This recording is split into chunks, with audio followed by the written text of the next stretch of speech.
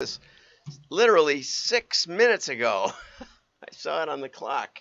And I did skip making coffee, but I am here now. Literally. Okay. 5, 4, 3, 2, 1. I'm John Miglash for the Wisconsin DMA and the International Society for Strategic Marketing. So I hope you'll join me. And if you're out there, make a comment.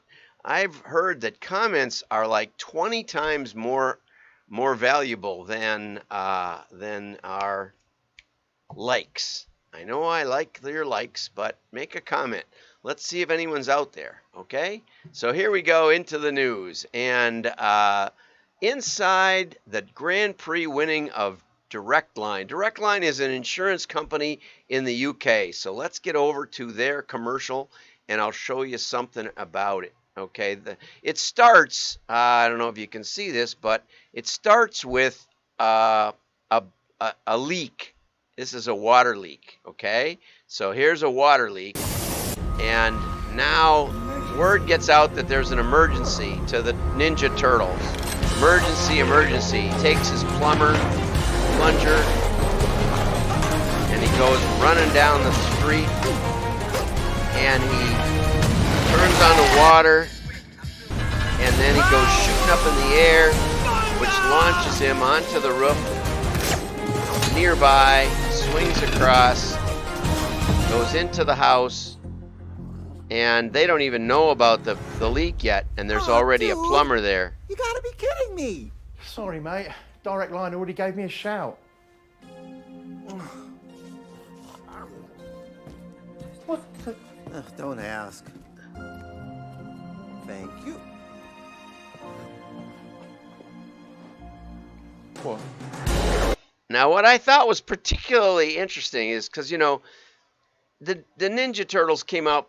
I was probably in college when the Ninja Turtles came out, and but you know, my kids grew up with them, I think, and the truth is that, you know, the kids who grew up with Ninja Turtles are now homeowners and have kids. Time flies, I'll tell you. And so Direct Line is an insurance company, okay? And nobody likes insurance ads. Let's see if they get the tagline. We're on it. And that's kind of their tagline, was we're on it. And nobody likes talking about insurance, but the implication is that when you have a problem, we don't just send you a check, you know, in 20 weeks or something, you know. And Allstate did that, where they'd visit people they'd show their claims adjusters coming in the midst of a tornado disaster or a hurricane. But these guys actually say that they help you. Like, they'll call the plumber, and I have to say, we had a flood in our basement. A still in warranty water heater dumped out onto our floors and got $5,000 worth of damage. I would think State Farm, no, American Family was our insurance. I would think they would go after that water heater. They should have, but they didn't. And because, you know, in warranty, you'd think it would cover the water damage. They did give us a brand new water heater of the same type, but that's not so great because it might fail in another 2 years. Anyway, I thought it was very, very excellent, and I especially thought that something like this with mail, if they would have then mailed homeowners in their, you know, in their MSA around where the ad showed, that would have probably generated double the response, my guess. Okay, and we'll get to why in a minute. Okay, so let's get over to the regular news. We'll get on to the second one. Facebook and Google are in hot water. I love this. This is the hustle, and they always have great graphics. I always have to get them in there. Google's Facebook papers highlight shortcomings in the platform's safety. So there's safety issues. It doesn't handle English well. Teens don't like it anymore.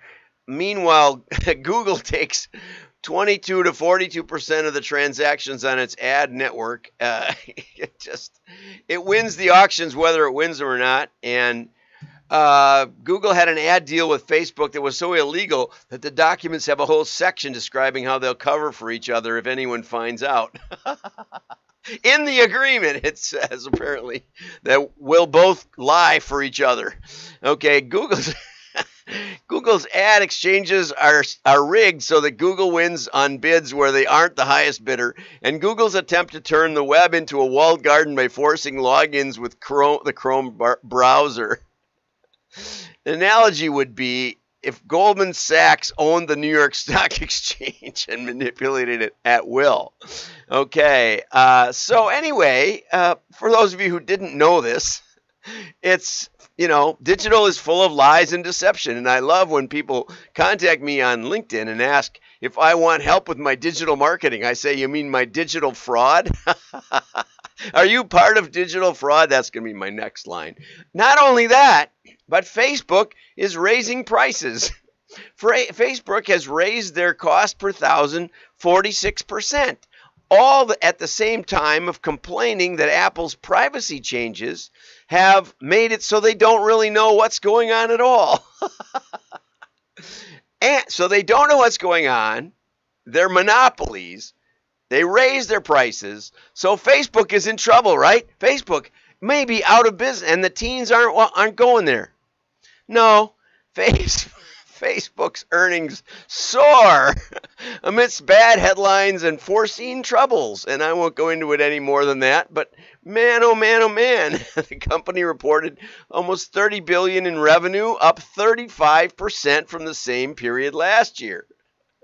9.2%, $2 billion in profit. It's like, wow. So if that doesn't prove it's a monopoly, nothing does. That's what I've got to say to the Justice Department. This right here proves it. A company that can have scores of complaints, lawsuits, no one ever wins against Facebook, can raise the prices, not quite double, but up a third or something, 50%, and still have increased profits and stock prices go up. Yeah, okay. Anyway, here's a great article. Getting started with direct mail services. And this is Thysse Printing over in Oregon, Wisconsin. And I just ran across them today or yesterday on LinkedIn. And they gave us an article called The 3 Ds of Direct Mail Defined. Now, it starts off with a bang. This is the kind of stuff. I hate articles. If you're writing an article about how great mail is, okay, don't start with mail is old-fashioned like a dinosaur in an envelope or some. I've never heard anybody say that, but I just made it up. You could start with that. But it's not. It's never been, right? And the companies that keep mailing keep going.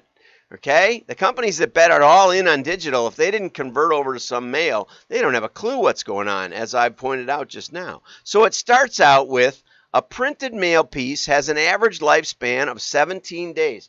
I probably have some on my desk here that are way older than that. Look, here's PayPal. Can you see PayPal? Yeah. Well, anyway, here's a mailer from PayPal, and it's from a couple days ago, right?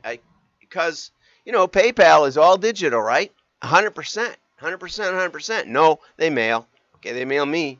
They mail me often. So there's 7 glorious days shuffling around the kitchen table, narrowly escaping coffee mug rims, only to be folded up during dinner and launched like a fighter jet. Each casual glance, each physical point of contact, increasing brand awareness. At least you know that PayPal mails you, and unconsciously driving home your message. Well, maybe not. Depends on how bad or good it is. Okay, but email has an average lifespan of 2 seconds. Don't wait for it. It says wait for it, 2 seconds. If you wait for it, it's gone. And I'm an expert at mark all as read. 2 seconds, that's shorter than the attention span of a goldfish. The higher response, and then I don't like this because, it depends on who you mail. So what's the catch? It's complicated, right? Find an old guy with a beard or a good-looking elderly woman. Develop a plan. Okay, so here's the first thing. Think about your budget. And, I really admire Andrew Ettinger for the way he breaks this down for people. He says, how much was your sales last year? $1 million? Okay. you should be spending at least 10% of that and more than that if you want to grow. Okay, if you just want to tread water, $100,000. Are you spending $100,000 in advertising? Not quite.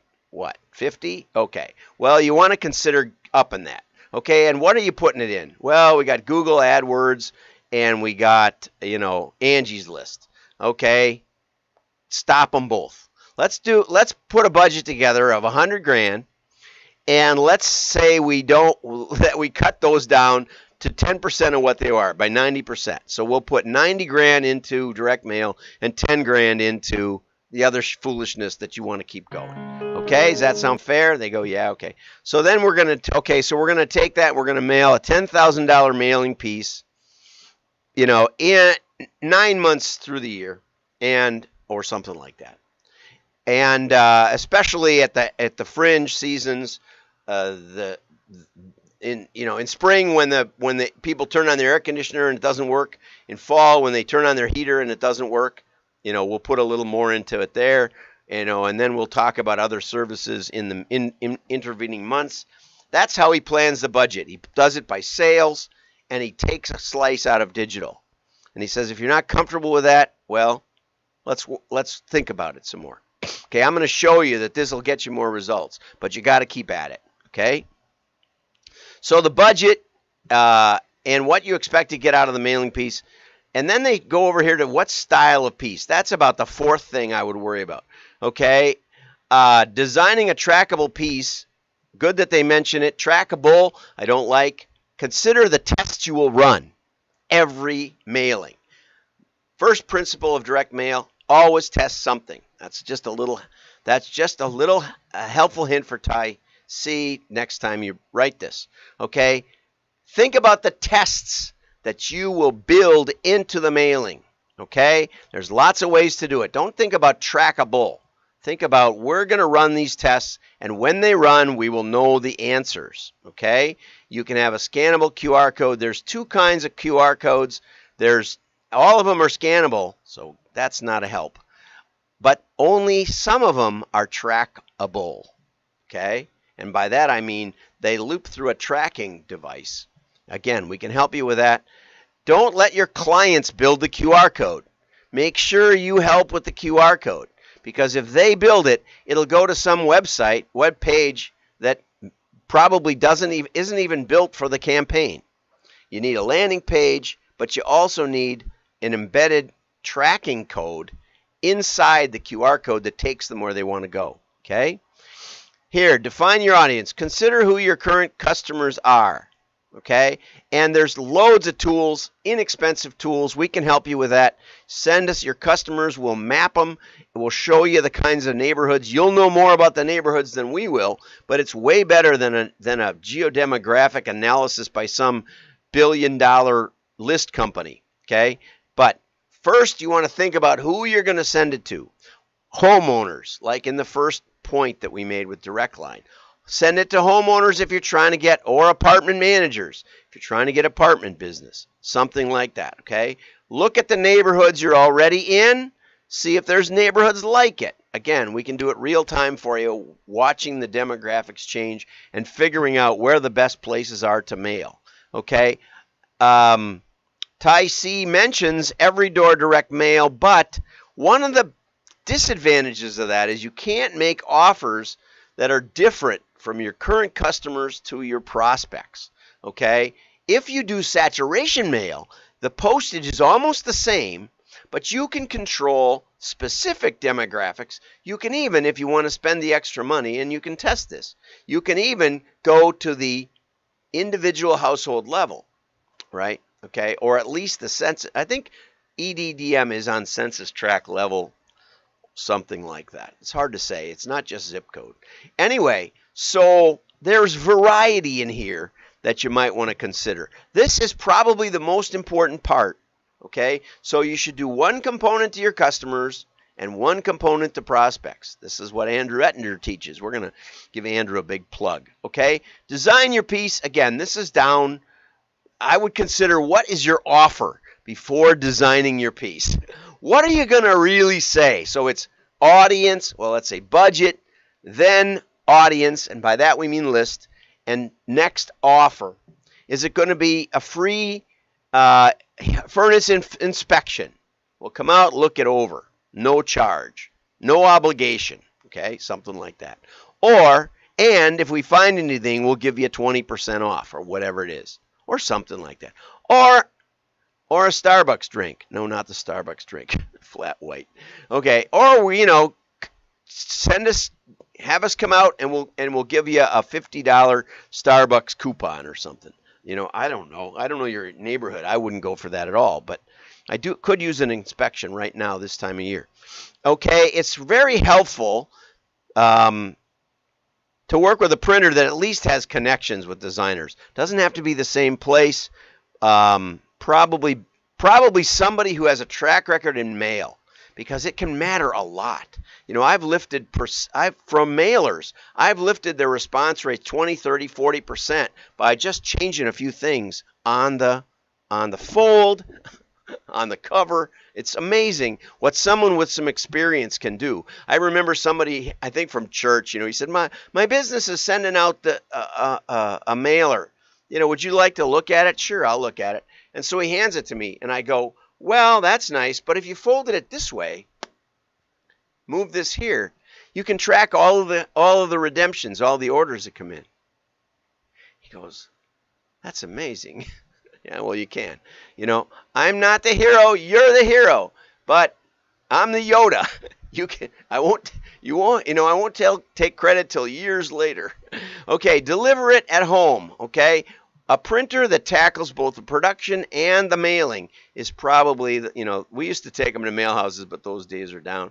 Double down, multiple sends to a targeted list of customers and prospects. Okay, just because you mailed them once doesn't mean they're going to remember you. And once they remember you, Andrew talks about a guy in New Jersey, I think, who mailed every month to his key neighborhoods. And when Sandy hit, it wasn't a superstorm, it was just a storm.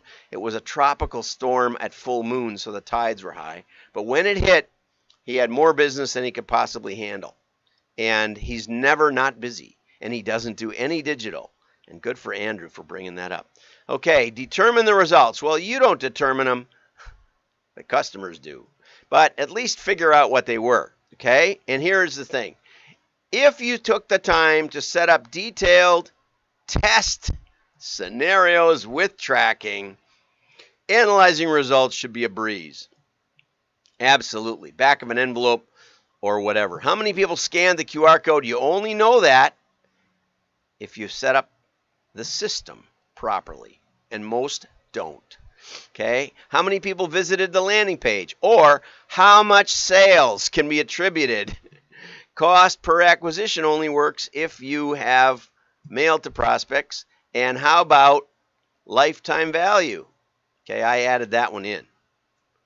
What you want to do is you want to see, before you start, I would add this to Andrew's list of things to do before you start. And I think he does, actually, now that I remember. He says, okay, let's look at your last 3 years of customers. How many of them have repeated? Or let's look at the customers 3 years ago. How many of those bought this year? Let's get a benchmark that way, okay? And usually it's not that high. It's 20, 30% at most, okay? And from that point, then we go forward and we continually measure how much did the customers from a year ago buy this year with mail? Did the mail change that metric? How much did the customers from this year with mail buy next year? That's one that you keep your eye on. That's a real metric. Okay, but a great start. This is a great mailing piece. Get over to wdma.org and subscribe, and all the show notes will be there shortly. Have a great day. Like and share. We're working on a webinar coming up soon. Your friends will know you're smart. Bye-bye. Thysse, Oregon, Wisconsin.